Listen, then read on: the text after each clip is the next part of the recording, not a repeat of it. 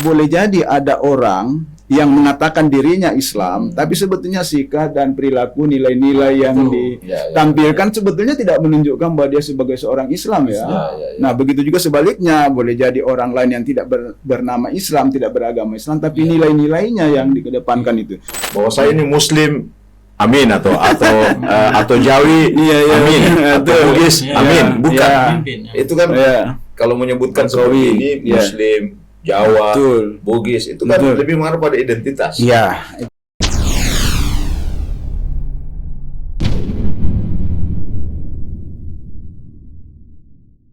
Assalamualaikum warahmatullahi wabarakatuh. Waalaikumsalam warahmatullahi wabarakatuh. Alhamdulillah wassalatu wassalamu ala Rasulillah wa ala alihi wa sahbihi ajma'in, amma ba'd. Pemirsa Perspektif TV Majelis Ulama Indonesia Sulawesi Selatan yang berbahagia. Alhamdulillah pada kesempatan ini hadir dalam studio podcast MUI Sulawesi Selatan Bapak Profesor Dr. Haji Mustari Mustafa. Assalamualaikum Pak Prof. Waalaikumsalam. Beliau ini ketua bidang komisi atau ketua bidang lembaga kerjasama hubungan internasional Majelis Ulama Indonesia. Juga hadir ketua komisi Pak Dr. Haji Muhammad Said. Ya, apa kabar Pak? Alhamdulillah sehat walafiat. Ya, beliau juga ketua komisi hubungan kerjasama internasional Majelis Ulama Indonesia. Tema yang akan kita perbincangkan pada kesempatan ini terkait dengan politik identitas. Prof, Pak Dr. Norman, biasanya politik identitas itu muncul jelang pemilihan umum, apakah itu pilpres, pilkada, pilgub, dan lain-lain, dan pil-pil yang lainnya. Ya. Jadi mencari identitas, lalu kemudian menggunakan identitas itu untuk kekuatan meraup suara, ya, untuk kepentingan politik. Nah, tentu dalam pandangan Islam, syariah Islam, fikih Islam, dan pemikiran keislaman atau barangkali sejarah keislaman, ya, politik identitas ini pasti dibahas dalam agama Islam.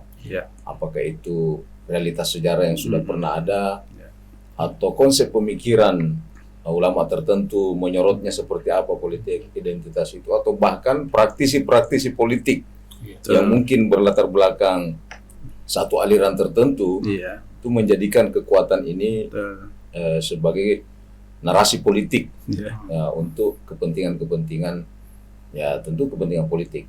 Nah, sehingga dinamakan politik identitas atau politik aliran lah.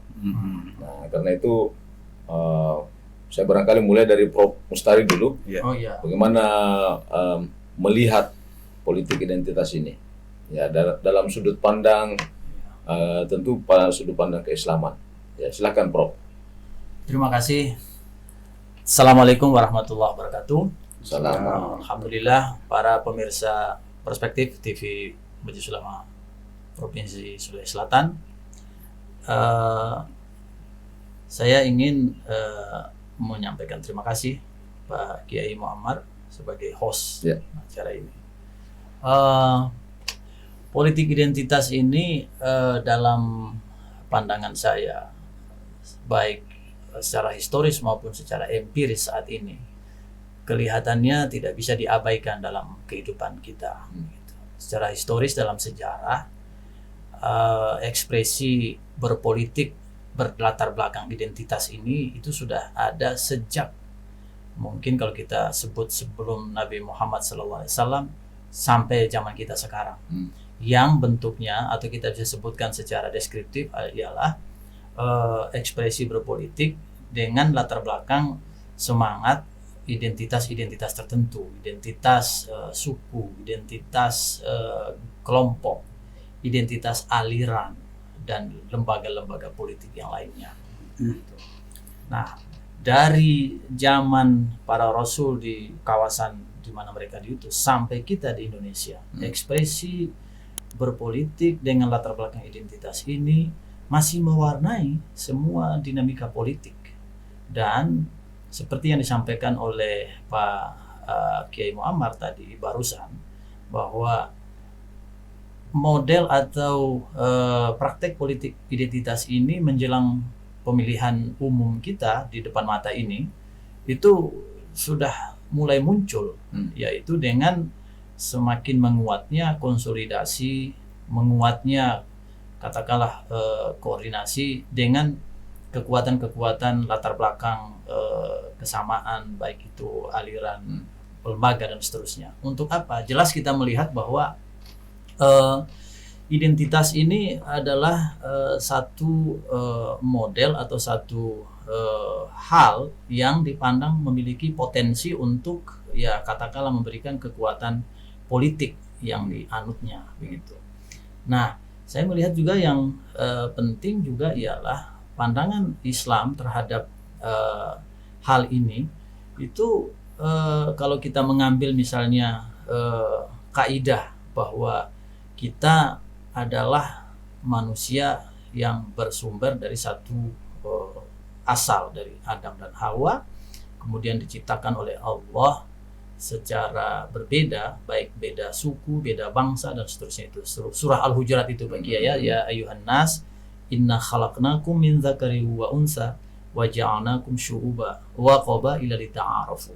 Apa Prof ingin menyampaikan bahwa ayat Al-Hujurat tadi ini melegitimasi politik identitas itu ya? Ya, melegitimasi bahwa identitas dalam berpolitik itu adalah sebuah keniscayaan, tetapi ada kelanjutannya, yaitu pengelolaannya. Karena ayat ini dilanjutkan dengan ketakwaan. Inna akramakum. Jadi kalau dalam konteks politik, mungkin maksudnya inna akramakum indallahikum itu kompetensi barangkali. Kompetensi ada di situ, nilai kompetensi, nilai profesional, nilai tujuan yang kebaikan.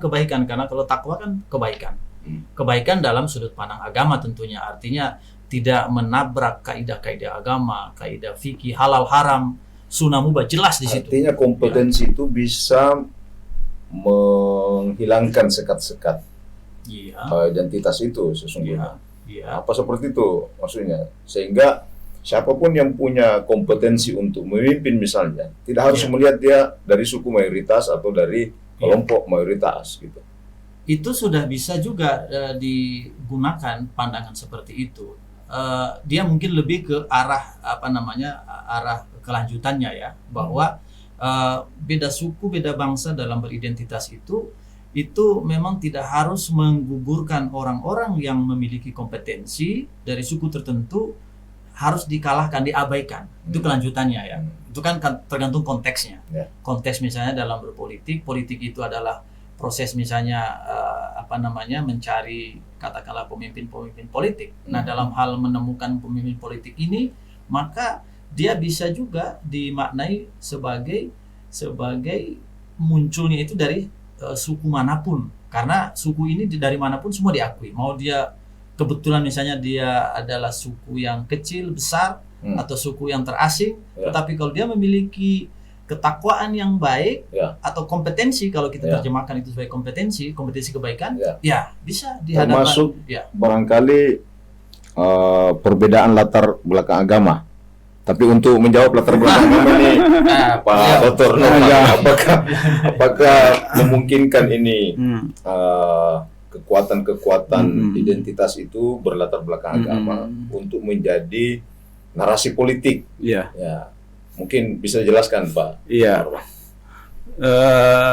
Saya kira kalau kita bicara identitas, menurut saya kita harus bisa membagi dua. Ada identitas yang sifatnya permanen, dalam pengertian itu menyangkut hal-hal yang prinsip, ya, yang tidak bisa berubah.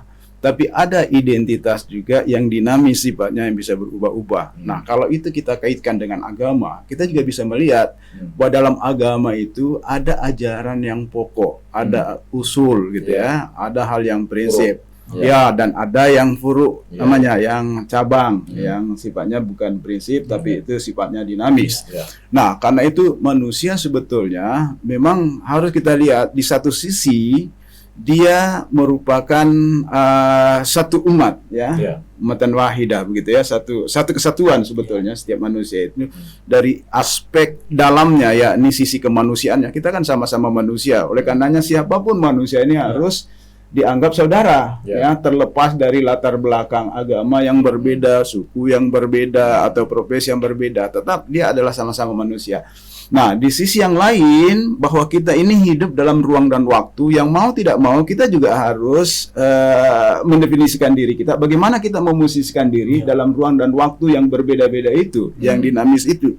Nah, oleh karenanya kalau kita bicara tentang agama, sebetulnya kalau kita bicara inti agama, sebetulnya kita bisa ketemu satu di situ. Misalnya ke dalam Islam ada petunjuk yang disebut dengan kalimatun sawa, gitu ya. Qul ya ahlal kitab ta'alu ila kalimatin sawa'in bainana wa bainakum. Dan mari kita berpegang teguh, hai ahli kitab, kepada satu platform bersama. Apa itu? Sebenarnya ketauhidan di situ. Kita tidak menyembah selain Allah dan kita juga harus berbuat baik. Prinsipnya semua agama sebetulnya menyembah Tuhan dan semua agama mengajarkan kebaikan, dan itulah hal yang mengikat agama yang berbeda manifestasinya, tapi satu dalam misi sebetulnya, ya, apa yang hendak ditegakkan. Nah, adapun bahwa kita itu ada perbedaan-perbedaan artikulasi agama dalam kehidupan sehari-hari, ini adalah produk sejarah sebetulnya. Sebetulnya itu lebih banyak dilihat dari aspek bagaimana agama itu mewujud di dalam sejarah kehidupan manusia, dan itu bisa berbeda-beda. Sebelum saya masuk dalam konteks keindonesiaan, kategorisasi ukhuwah misalnya, yang sangat populer itu, bahwa ada ukhuwah insaniyah tadi sudah dijelaskan, bagaimana kita sesama manusia, anak manusia ini ada komitmen kebersamaan sebagai manusia, kita jalin kebersamaan itu.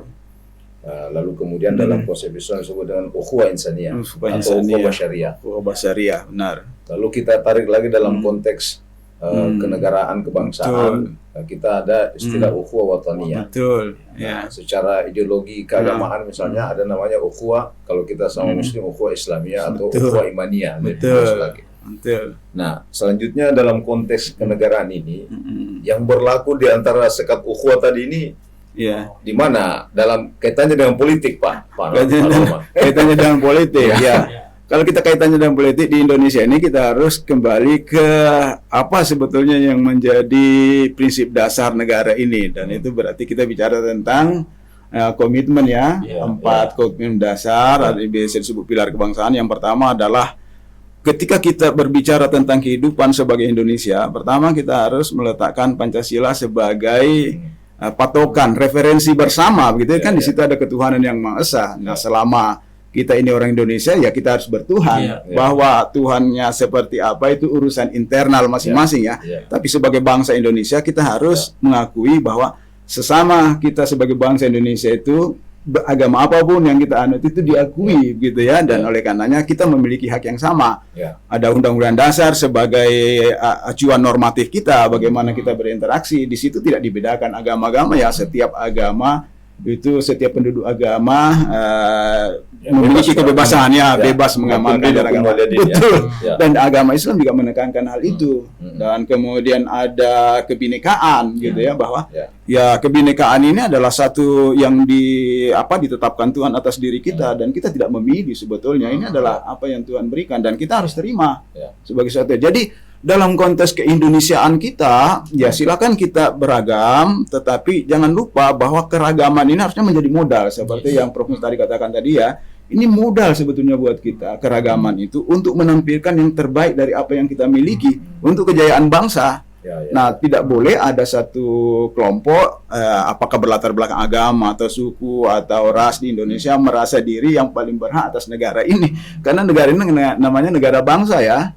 Ya, silakan kita beragama masing-masing, dan urusan agama itu adalah urusan yang fundamental pada setiap orang. Nah, kalau ada orang lain yang beragama, silahkan juga, dan oleh karenanya maka kita perlu mengedepankan toleransi, gitu ya. Dan untuk membangun toleransi ini perlu pemahaman. Ya, mungkin lebih menukik lagi pertanyaan saya, Pak. Iya, silakan.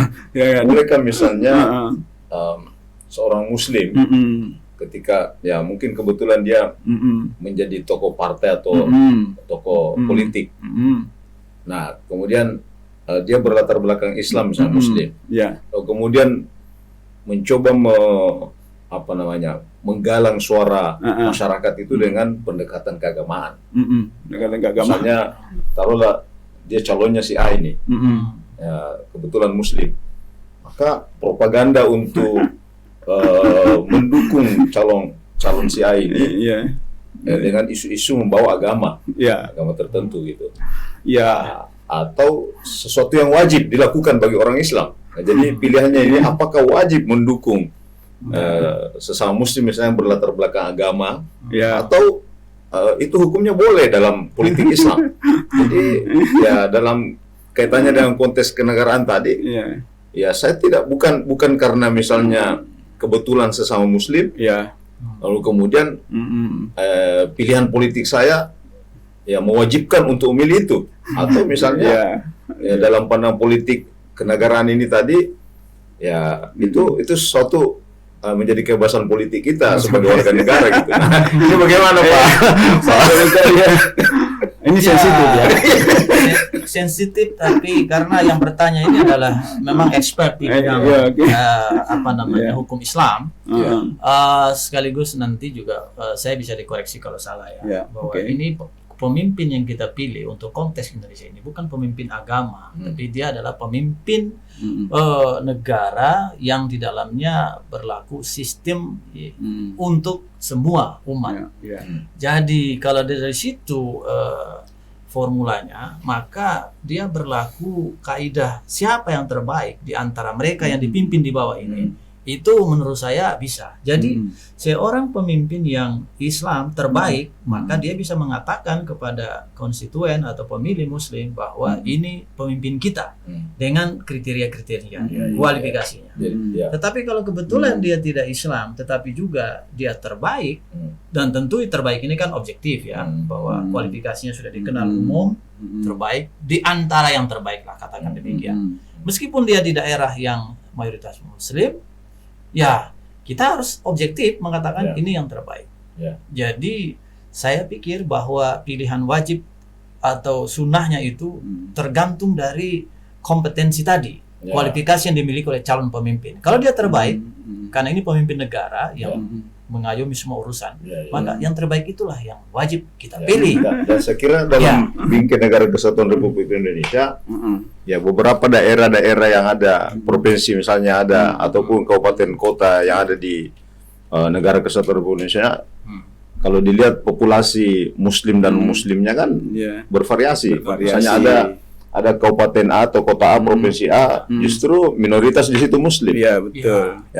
Tapi mungkin di tempat lain di situ justru mayoritas. Kebetulan saja kalau diakumulasi secara nasional, populasi Muslim itu menjadi mayoritas. Tapi kalau dibawa ke daerah-daerah tertentu, ya Muslim menjadi minoritas. Nah, kalau ini dipertahankan misalnya harus minoritas harus mengalah kepada mayoritas, maka tentu di daerah-daerah tertentu itu tidak akan pernah tidak sehat, karena bukan kompetensi yang dilihat, justru ego ideologi gitu. Nah, apakah ideologi itu sesuatu natural, Pak? Pak. Kalau menurut pandangan saya ya, ini kan kaitannya dengan agama yang ditarik ke wilayah politik.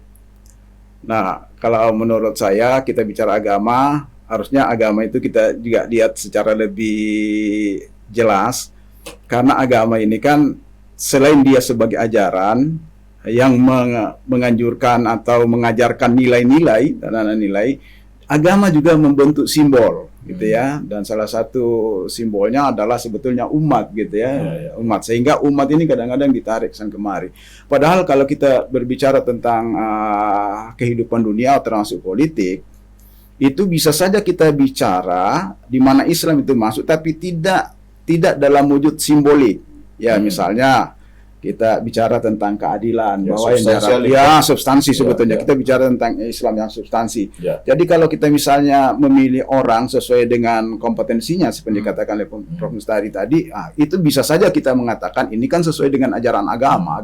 Oke. Jadi sebetulnya nilainya itu dikedepankan. Nah, kalau mau memberi penguatan boleh saja, tapi harus kita pastikan bahwa sebetulnya seperti yang disampaikan tadi, boleh jadi ada orang yang mengatakan dirinya Islam, tapi sebetulnya sikap dan perilaku nilai-nilai yang ditampilkan sebetulnya tidak menunjukkan bahwa dia sebagai seorang Islam ya.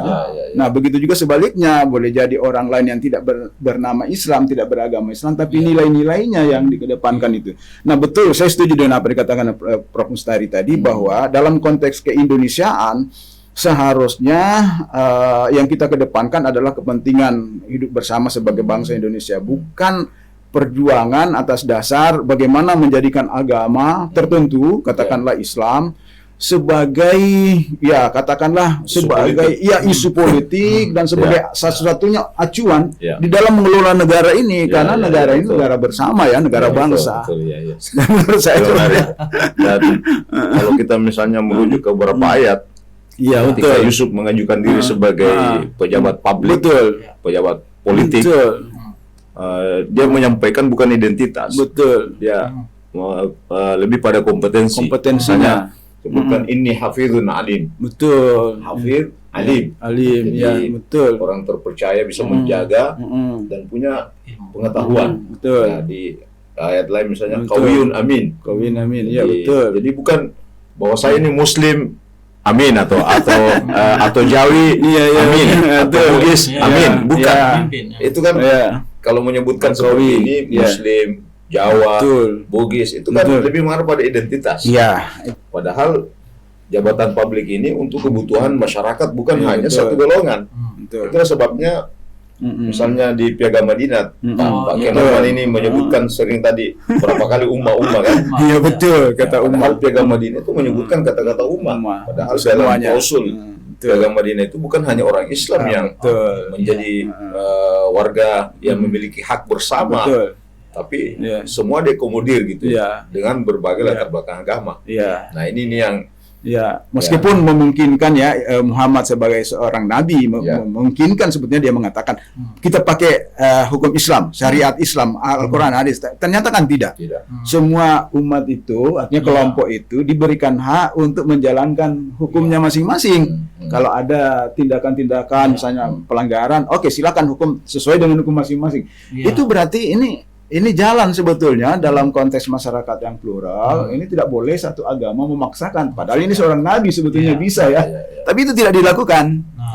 Ada satu hal ini Pak Kiai, Prof. Muhammad dan Pak Norman. Saya mau mengatakan bahwa secara potensial Islam memiliki potensi untuk bisa memimpin maksudnya ajaran Islam. Tetapi itu kan baru di ajaran. Nah, untuk mengekspresikan ajaran ini itu kan nanti di orang, katakanlah pemimpin. Siapa pemimpin yang mampu mengaktualkan ajaran Islam yang secara potensial bisa membawa ummah menjadi yang terbaik? Kan itu sudah pernah terjadi. Katakanlah yang paling ideal itu kan di zaman Rasulullah SAW. Beliau di selama katakanlah di Madinah tadi itu diakui, dan sampai wilayah kekuasaan negara Madinah itu sampai di luar Jazirah Arab. Lalu para Khulafaur Rasyidin sampai di zaman khilafah itu kejadian. Tetapi sejarah memperlihatkan kepada kita, manakala ekspresi atau aktualisasi Islam itu mulai dilakukan, katakanlah reduksi sedemikian rupa, maka Islam tidak lagi menjadi pemimpin. Bukan karena gara-gara ego sektarian tadi, bahwa politik aliran tertentu ini misalnya ada dulu istilah Syiah, ada istilah Sunni, ada istilah kemudian Khawarij dan suku. Bukan itu yang merusak. Satu di antaranya itu Pak Kiai. Topik kita hari ini sangat menarik. Satu di antaranya persoalan itu. Nah, itu tadi wilayah potensial. Nah, sekarang kita lihat di wilayah aktual Islam. Nah, saya melihat saat ini tokoh-tokoh Islam itu sudah tampil untuk memimpin. Kan gitu, seperti misalnya di Singapura dipimpin oleh itu kan. Nah itu di London sampai di situ dulu Pak. Artinya seperti Singapura yang minoritas Muslim. Minoritas Muslim. Di London misalnya ya minoritas Muslim. Kenapa bisa minoritas ini memimpin mayoritas? Itu karena kompetensi kan? Kompetensi. Nah, saya menyebutnya lagi. Tadi saya sebut itu memang kompetensi dari Pak Kiai Muhammad tadi, kompetensi.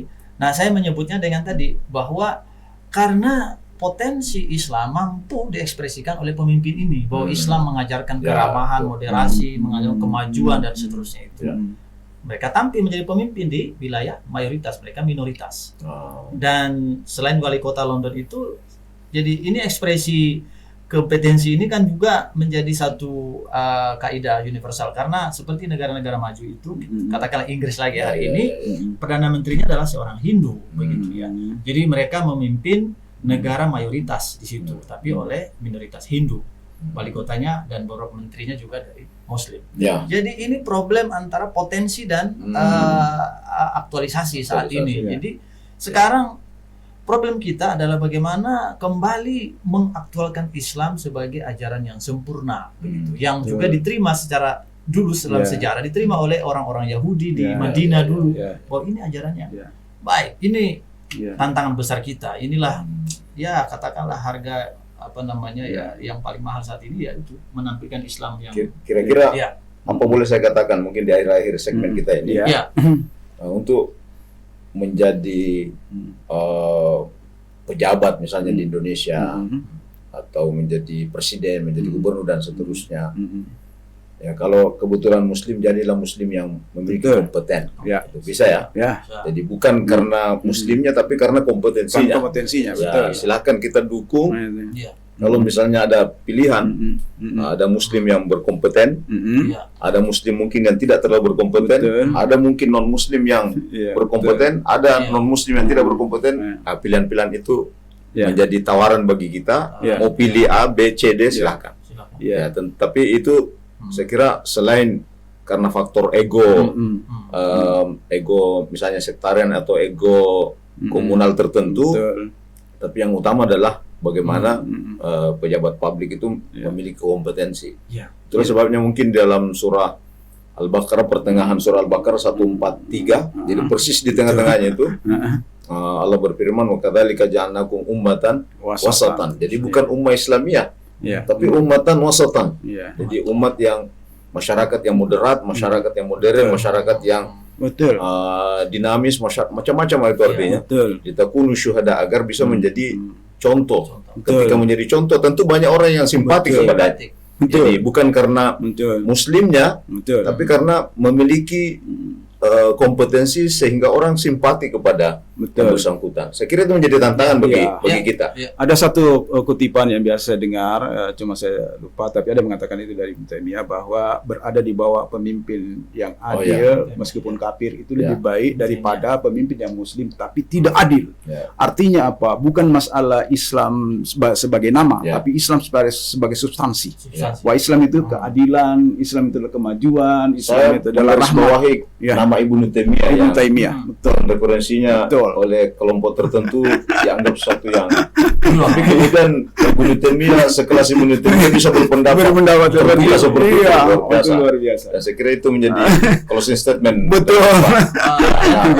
Izin Pak Kiai. Nah, yang di belakangnya Ibnu Taimiyah adalah ucapan yang sangat terkenal juga, Syekh Abdul itu.